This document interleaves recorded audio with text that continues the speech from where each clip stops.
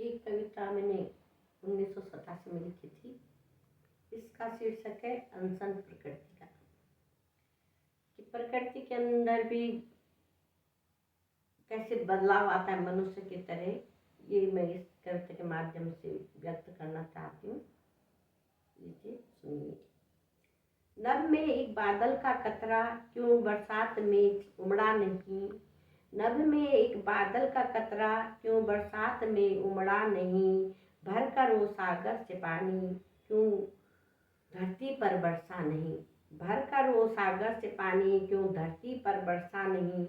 क्योंकि आदमी जब चंद्रमा पर बड़ी वेग से जा रहा था।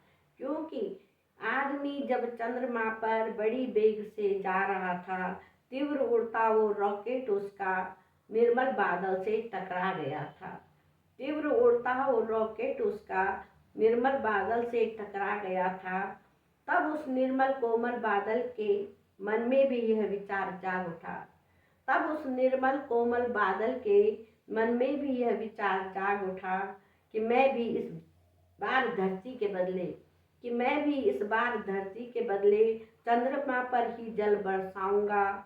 मैं भी इस बार धरती के बदले चंद्रमा पर ही जल बरसाऊंगा। सागर ने तब बादल से यह बात कही, धरती पर ही जल बरसाओ तुम। सागर ने तब बादल से यह बात कही, धरती पर ही जल बरसाओ तुम। चंद्रमा में अभी जनसंख्या है कम। चंद्रमा में अभी जनसंख्या है कम, धरती पर ही अन्न उपजाओ तुम। पर स्पर्श हो चुका था बादल का मानव से। पर स्पर्श हो चुका था बादल का मानव से। इसलिए बादल तुनक कर ये बोला। इसलिए बादल तुनक कर ये बोला। जब धरती पर जी रहा था मानव मस्ती में। जब धरती पर जी रहा था मानव मस्ती से, तो चंद्रमा का द्वार इसने क्यों खोला। जब धरती पर जी रहा था मानव मस्ती से, तो चंद्रमा का द्वार इसने फिर क्यों खोला। यदि मानव ने प्रकृति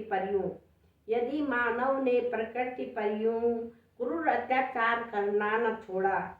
यदि मानव ने प्रकृति पर यूं क्रूर अत्याचार करना न छोड़ा, तो हमको भी मानव की खातिर क्रूर अत्याचारी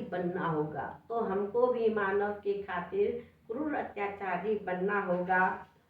बादल बोला मैं धरती को न दूंगा पानी। बादल बोला मैं धरती को न दूंगा पानी। सूर्य बोला मैं धरती पर आग बरसूंगा। सूर्य बोला मैं धरती पर आग बरसूंगा। धरती बोली मैं भी बांझ बन जाऊंगी। धरती बोली मैं भी बांझ बन जाऊंगी। पेड़ पर्वत बोले हम भी कर देंगे अनशन। पेड़ पर्वत बोले हम भी कर देंगे अनशन।